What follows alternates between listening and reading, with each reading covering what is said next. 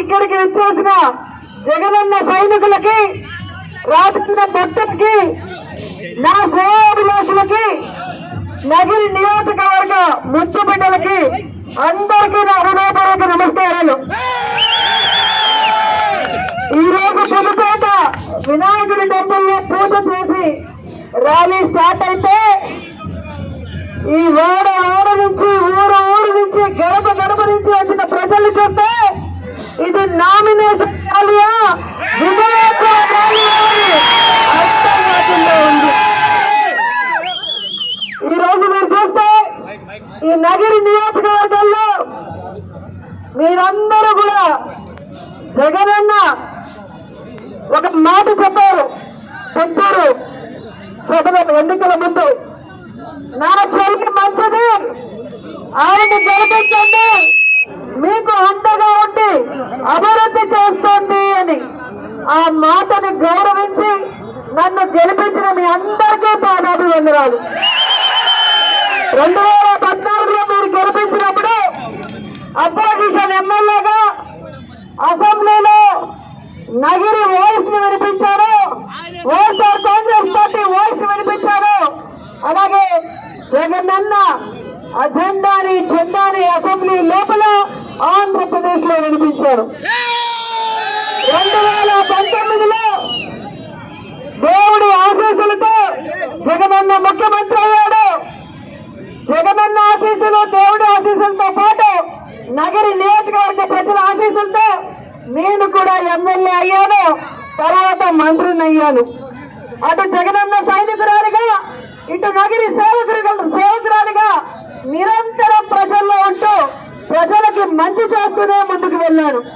అందుకే ఈరోజు ధైర్యంగా నేను అడగగలుగుతున్నాను, నా కోట అయ్యండి, నాకు మాత్రమే ఓటేయండి.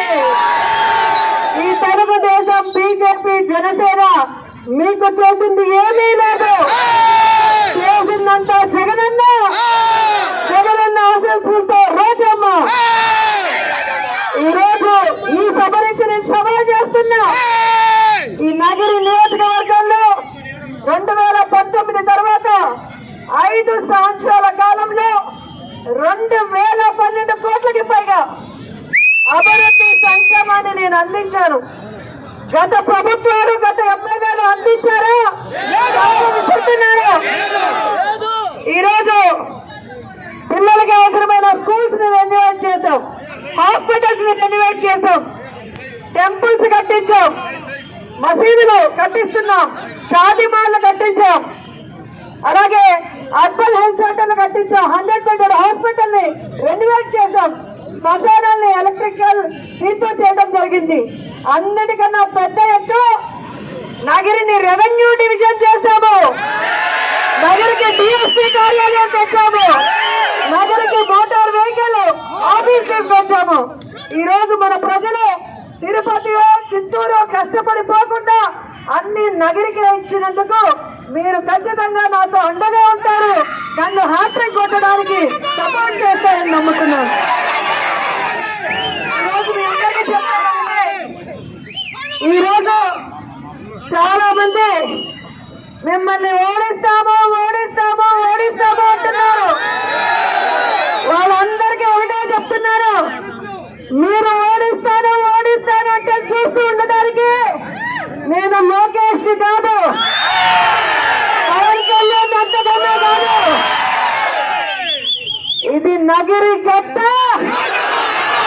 రోజమ్మ అక్క, జగనన్న అండ ఉన్న ఆడబిడ్డ. నా ఊపిరి ఉన్నంత వరకు ఈ నగరి ప్రజలకి రుణపడి ఉంటా, సర్వీస్ చేస్తూ ఉంటానని కూడా తెలియజేస్తుంటే, ప్రతి ఇంటికి సంక్షేమాన్ని అభివృద్ధిని అందించిన జగనన్న జెండా అజెండాను చూసి ప్రతి మనిషి పేరు గుర్తుకు మాత్రమే ఓటేయాలి. ఈ రాష్ట్రం మరింత అభివృద్ధి వైపుకు నడిచే విధంగా ప్రతి ఒక్కరూ కూడా ఈ విజయంలో భాగస్వామిని అవ్వాలని కోరుకుంటూ, ఈ రోజు ఇంత దూరం నా కోసం వచ్చిన బైరెడ్డికి మనస్ఫూర్తిగా ధన్యవాదాలు తెలియజేస్తుంటూ, ఈరోజు ఓం శక్తికి అందరూ ర్యాలీగా రావాలి, మన ప్రజలందరూ కూడా తెలుసుకోవాలి. మనిషి మంచి చేస్తే ప్రజలు ఎంతో అండగా ఉంటారని, జగనన్న మంచి మనసుకు, జగనన్న చెల్లెలు సైనికులైన నా కష్టానికి మీరు అండగా ఉన్నారు అని అందరూ నాతో పాటు వస్తారని మనస్ఫూర్తిగా నమ్మకం తెలియజేసుకుంటున్నారు. జై జగన్, జై జగన్, జై జగన్. చంద్రబాబు నాయుడు బీజేపీతో ఎందుకు కలిసినారో తెలీదు, ఎందుకు విడిపోయినారో తెలీదు. కేసుల కోసం ఇప్పుడు కలిసినా, కేసుల కోసం ఇప్పుడు కలిసినాడు. 2014లో ఎందుకు కలిసినాడు? కలసడం మాత్రమే కాదు, ఇద్దరు పిల్లల్ని కూడా కన్నాడు. కేంద్రంలో ఈ 2 మంత్రి పదవులను తెలుగుదేశం వాళ్ళు తీసుకున్నారు, రాష్ట్రంలో 2 మంత్రి పదవులను బీజేపీ వాళ్ళకి ఇచ్చినారు. బాగా కలిసి తిరిగినారు, ముట్టులు పెట్టుకుంటూ తిరిగినారు, కాపురం చేసి ఇద్దరు పిల్లల్ని కూడా కన్నారు. కానీ ఏమైందో ఏమో తెలియదు, ఉన్నట్టుండి విడిపోయినారు. విడిపోయిన తర్వాత 5 ఏళ్ళు తిట్టుకున్నారు, కొట్టుకున్నారు, అన్ని చేసుకొని మళ్ళీ ఈ రోజు ఉన్నట్టుండి బీజేపీతో కలిసిపోయినాడు ఈ నారా చంద్రబాబు నాయుడు. అన్న ఒక్క విషయం గుర్తుపెట్టుకోండి, ఈ ప్రజాస్వామ్యంలో ప్రజలు కానీ ఒక మనిషిని మంచి అని అనుకుంటే ఏం లేనైనా కూడా గెలిపిస్తారు. ఈ ప్రజాస్వామ్యంలో ప్రజలు ఒక మనిషిని చెడ్డోడు అనుకుంటే వాడు ఎంత పెద్దోడైనా వాడిని ఓడగొడతారు. నిజంగా చంద్రబాబు నాయుడుకి ఆయన పైన నమ్మకం ఉంటే ఒంటరిగా రావచ్చు కదా. తెలంగాణ రాష్ట్రంలో ఒక పక్కన రేవంత్ రెడ్డి నిలబడినాడు, ఒక పక్కన కేసీఆర్ నిలబడినాడు. ప్రజలు రేవంత్ రెడ్డిని ఓడగొట్టారు, కేసీఆర్ ఓడగొట్టాడు, ఒక సామాన్యుడిని గెలిపించినారు. ఎందుకంటే ప్రజలకు ఏది మంచి ఏది చెడు అనేది తెలుసు కాబట్టి. మన రాష్ట్రంలో కూడా చంద్రబాబు నాయుడుకు నిజంగానే నిజాయితీ ఉంటే ఒంటరిగా రావచ్చు కదా, రాడు. ఏ రోజు కూడా చంద్రబాబు నాయుడు నన్ను చూసి ఓటేయండి, నేను చేసిన పనులను చూసి ఓటేయండి అని అడగడు. మోడీని చూసి నాకు ఓటేయండి, పవన్ కళ్యాణ్ చూసి నాకు ఓటేయండి. వాళ్ళని చూసేదానికైతే వాళ్ళకే చేస్తాం కదా, నీకెందుకు చేయాలి ఓటు?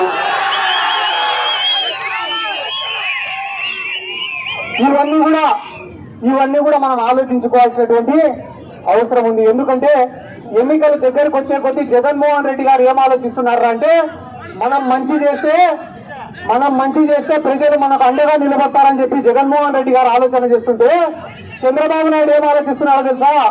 ఎన్ని అబద్ధాలు చెప్పైనా, ఎన్ని మోసాలు చేసైనా అధికారంలోకి రావాలని చెప్పి ఆలోచన చేస్తున్నాడు. వాలంటీర్లు ఉండకూడదని చెప్పి ఎలక్షన్ కమిషన్ కు ఫిర్యాదు చేశాడు. అవ్వాతాతలకు పెన్షన్లు రాకూడదని చెప్పి ఎలక్షన్ కమిషన్ కు ఫిర్యాదు చేశాడు. మీరే ఆలోచన చేయండి అమ్మా, 14 ఏళ్లు ముఖ్యమంత్రిగా పనిచేశాడు కదా చంద్రబాబు నాయుడు. ఒక్క పేద విద్యార్థినైనా చదివించినాడా? ఒక్క పేద విద్యార్థికైనా సంవత్సరానికి ఇంత డబ్బులు చెప్పించినాడా? జగన్మోహన్ రెడ్డి గారు ఎప్పుడైతే 15,000 రూపాయలు అమ్మఒడి పథకమని ఇచ్చినాడో, ఈ రోజు చంద్రబాబు నాయుడు వచ్చి మీ ఇంట్లో ఎంతమంది పిల్లలు ఉంటే అంతమందిని చదివిస్తాడంట. పొరపాటు నువ్వు 2 పెళ్లిళ్ళు చేసుకుంటే 2వ భార్య పిల్లలు కూడా చదివిస్తాడంట ఈ చంద్రబాబు నాయుడు. కాబట్టి ఇటువంటి మాటలు నమ్మి మోసపోవద్దని చెప్పి చెప్తున్నామ్మా.